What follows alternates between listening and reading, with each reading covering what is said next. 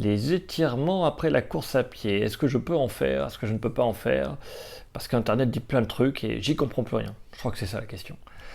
Donc, pour faire simple, on n'étire pas avant d'aller courir, sauf si tu as une pathologie. Mais si tu n'as pas de pathologie, on n'étire pas avant, parce que tu vas perdre en proprioception, en capacité de réactivité au niveau musculaire. Donc, si tu fais un faux écart, que tu marches dans un trou que tu n'as pas vu, tu vas augmenter tes risques, tes chances de te blesser.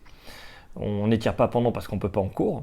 Alors, ça c'est plus ou moins vrai parce que si tu as une bonne technique de course, tu étires tes muscles en courant. C'est compliqué, ce sera l'objet d'une autre vidéo. Et, donc on n'étire pas après non plus parce que lorsqu'on court, on crée des micro-blessures, des micro-lésions. C'est le mécanisme normal, hein. Dès qu'on bouge et qu'on fait un effort physique, on va créer des petites blessures, c'est du catabolisme, et après derrière, dans les 2 heures qui suivent, on va métaboliser du muscle, on va se renforcer, on va devenir plus fort. Donc l'activité physique détruit le muscle, mais derrière il va y avoir une stimulation pour en faire plus fort, plus longtemps. Plus longtemps? Non, pas plus longtemps. Je dis n'importe quoi.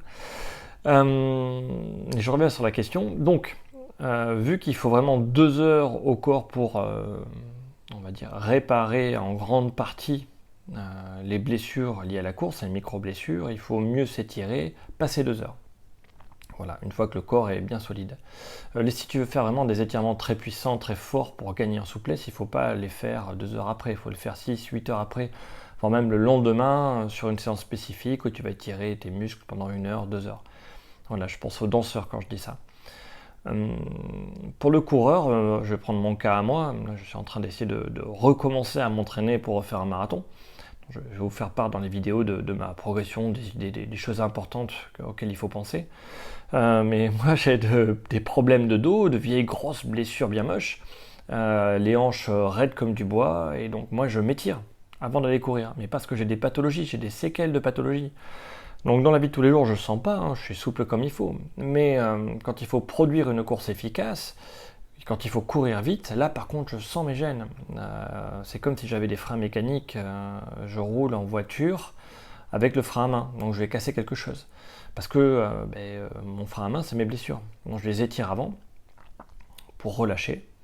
Et une fois que j'ai mon corps qui est relâché, je peux produire de la puissance sans problème. Donc voilà, moi je te conseille de ne pas t'étirer du tout le lendemain ou plus tard, sauf si tu as une pathologie, et dans ce cas-là, ça va vraiment t'aider à courir mieux. J'espère que j'ai répondu à la question.